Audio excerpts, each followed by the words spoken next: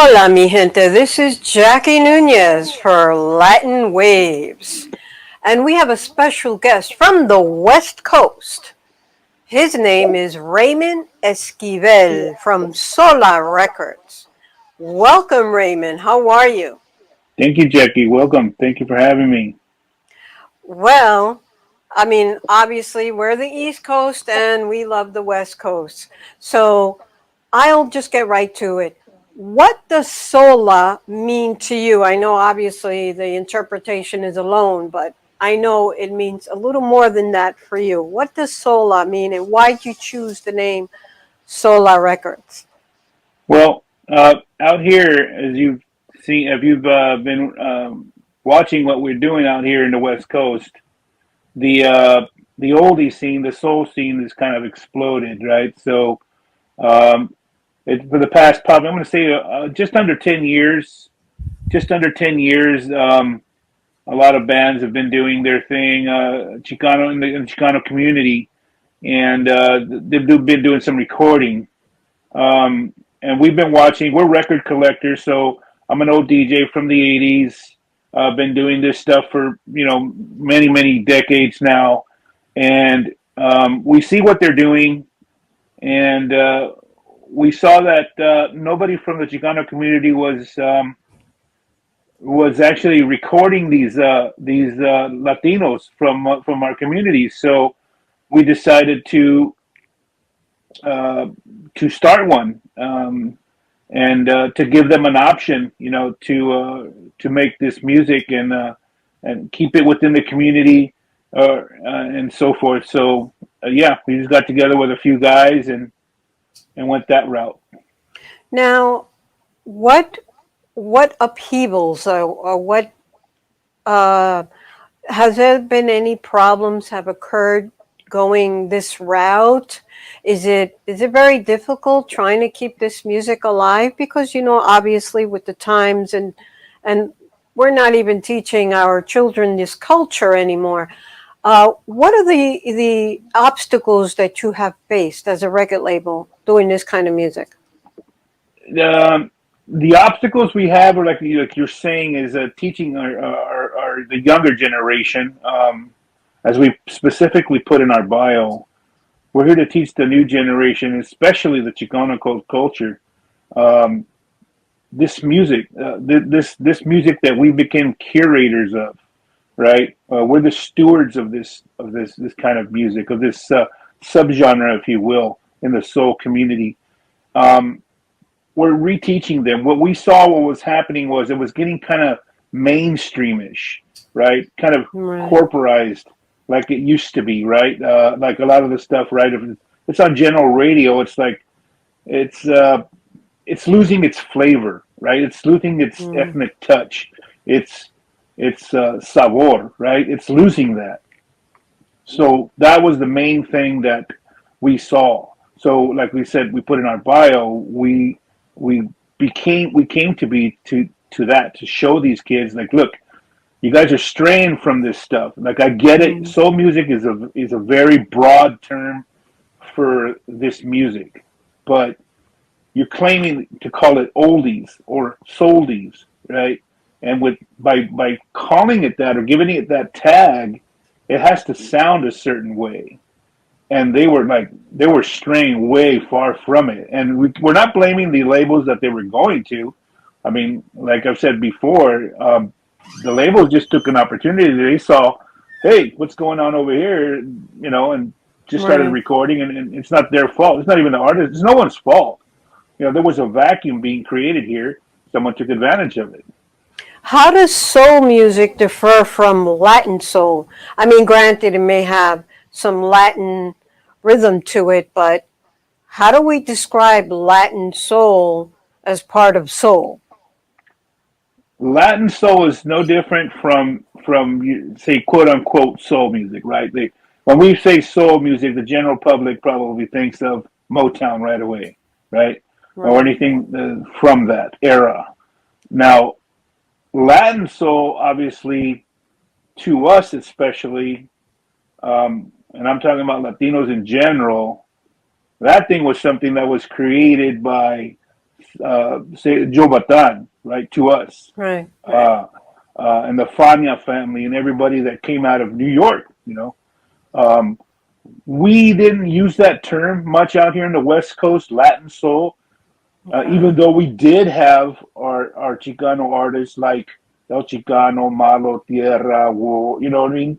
We did have those artists, but we really didn't call it Latin soul. We called it Chicano soul, right? Chicano. But the Latin soul, the actual tag, the Latin soul, that didn't stick to us until, like I said, we got more involved with what was coming out of like back in New York with the Fania family Right, right. and But do you especially think Joe that Batan. by calling it Latin soul, or in this case Chicano soul, that it kind of centers it to one demographic, and people might take the wrong connotation with that and say, well, it's only Chicano music?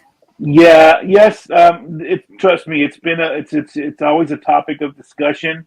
I'm very careful. I try to be careful not to tag it like that because people are going to say, "Oh, it's too ethnocentric," right? It's like, "Oh, it's just Right. all about them, so why would I So how listen do to we it?" commercialize that in a sense to make it just like we would say R&B or rock and roll? How do we Well, um, that's the thing here. That's a good point there, Jackie. Um, you know, that may segue into another conversation for a different type of show. you know, right, because if we've seen in history the Grammy Awards, the Oscars, things of these natures, right? These entities that exist to give credit to artists, right? We've had these conversations where you don't want to ethnicize anything, correct. but if you see an imbalance in society and it's historic and it's systemic, what do you leave? You're leaving us no choice. You know what I'm saying? True. I mean, it's You're leaving us like no choice.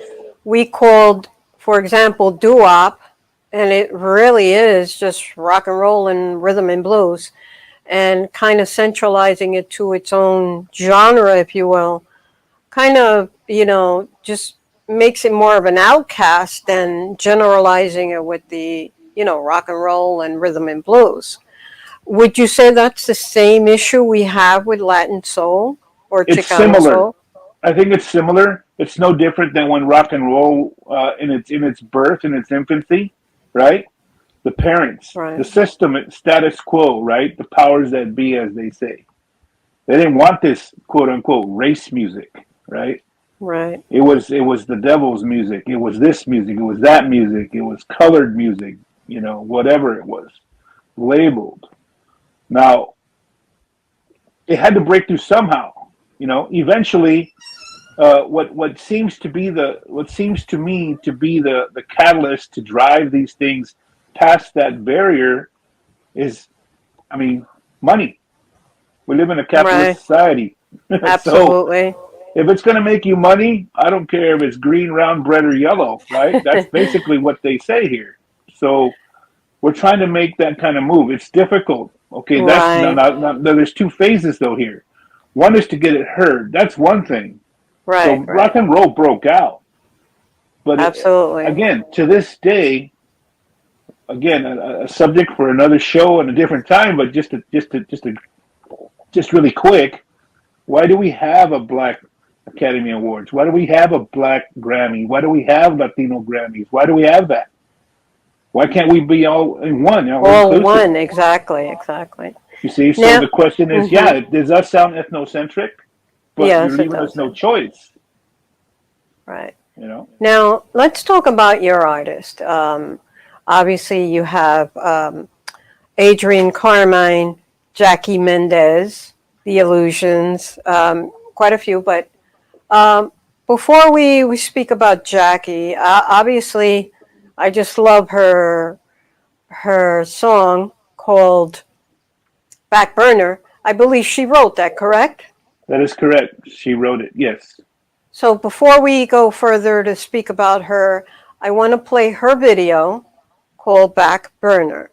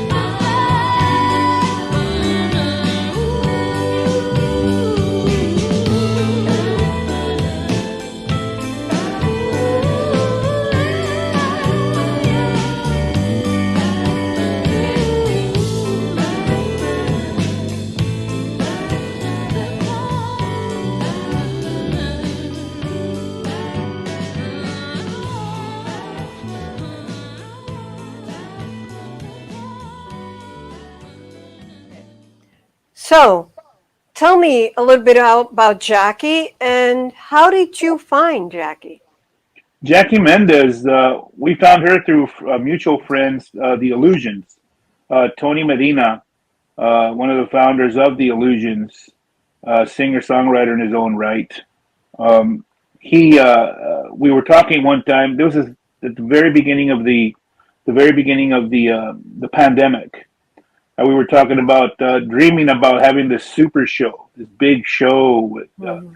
and having all these new bands coming out like the Illusions and Jackie and Adrian and Nira, and nobody was giving them a shot. It Mhm. was always usually the Sinceres and the Altons and Right, all right. these other bands that were there before us, which is fine, but nobody was giving the chance to these people. So when we were discussing how we were going to do the lineup, this imaginary lineup, where he goes, "Hey, what about reggae?" I said, "Well, that's cool too. We'll just mix it up and have a different variety show, right?" Right. So he goes, "I have a friend, Jackie. Give her a look." So I did. I went on Instagram. I went to her page. I clicked on this song that she had on there, and right away I was like, "Okay, that's a hit." Right away, like that's a hit. And it was only like a 15-second clip. I I asked right see. away. Yeah. So that's how we found her.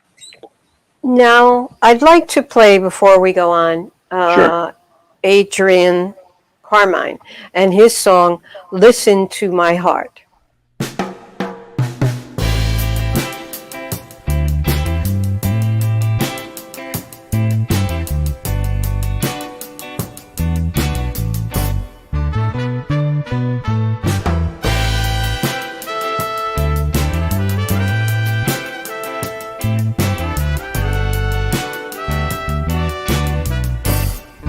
Oh, I was passing by.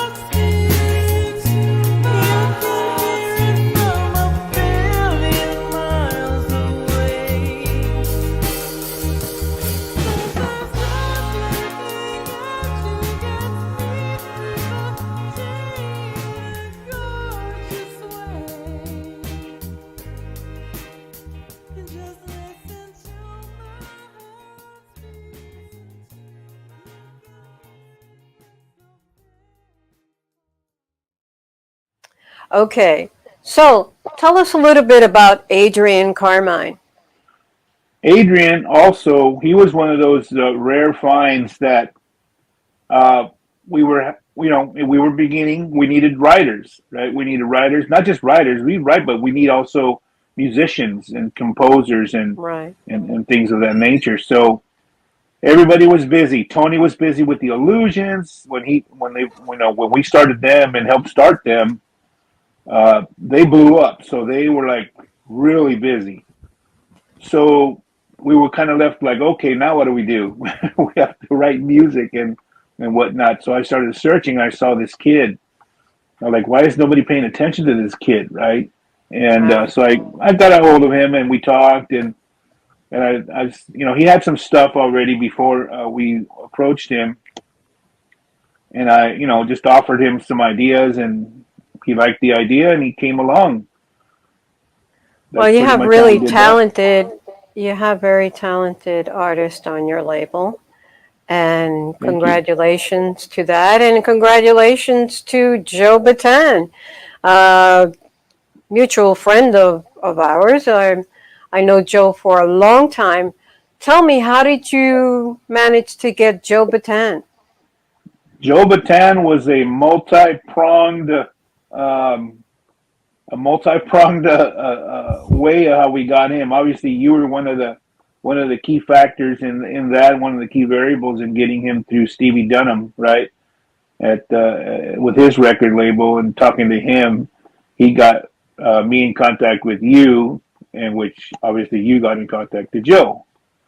And then on the other hand, over here, we also my partner Manuel Rodarte, he went to a show and reached out to him there, which he found Okay. out there that you had already reached out to him. Yes. So it was meant to It's a be. small community, isn't it? I mean, Yes, it is. regardless of you being on the West Coast, we still manage to help each other out. Sure, sure. So now, what are you looking to do exactly with Joe? Joe, what we've been talking about with Joe, it's kind of like a reinvention, you know. Okay. Um, he's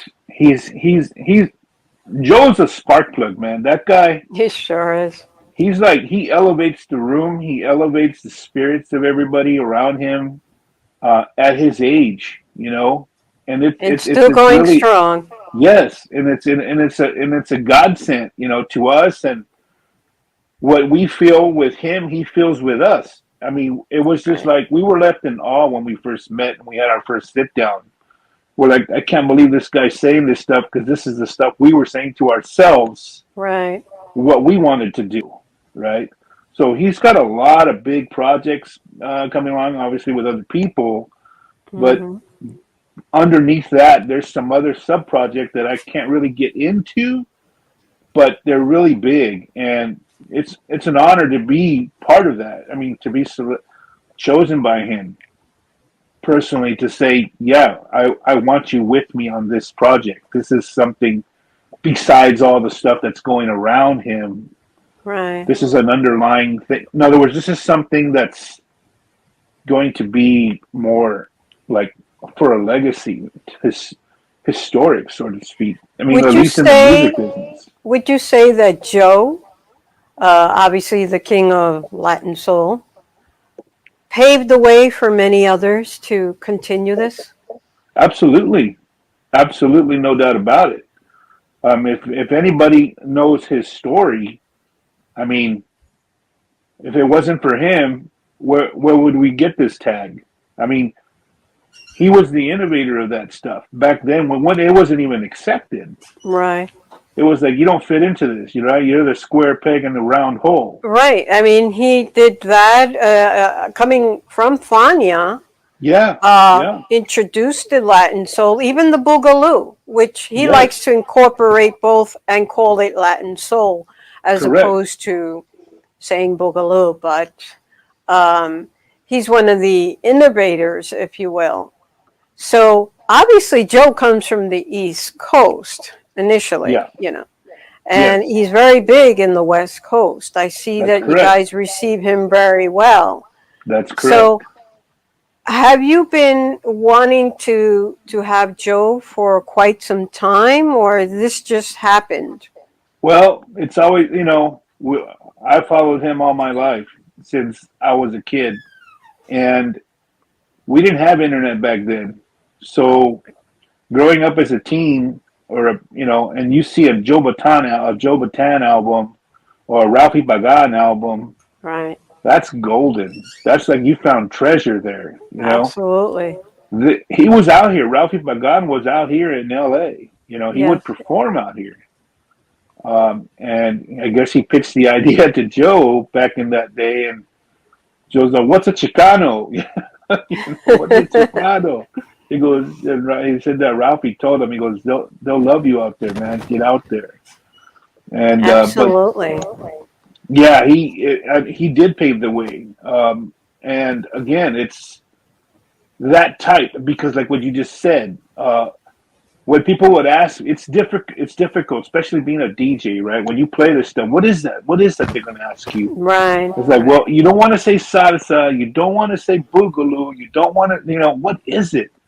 So the term Latin soul, yeah, it fits. In other words, it incorporates all that stuff into one because that's what it Exactly. is, Yes. right? That's It's what like it a is. sopong, right? Like a sancocho, or as we would Yes, say, with everything in that yes, soup, a gumbo, right? So a to speak. gumbo, if you will. Exactly.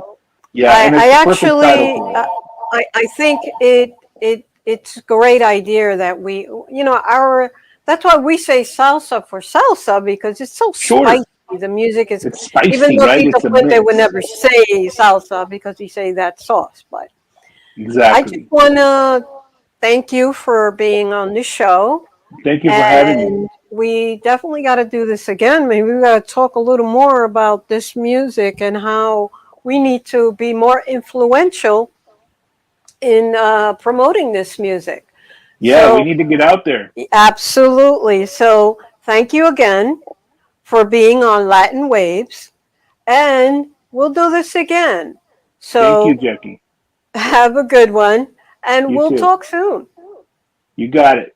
Okay, this is Jackie Nuñez for Latin Waves.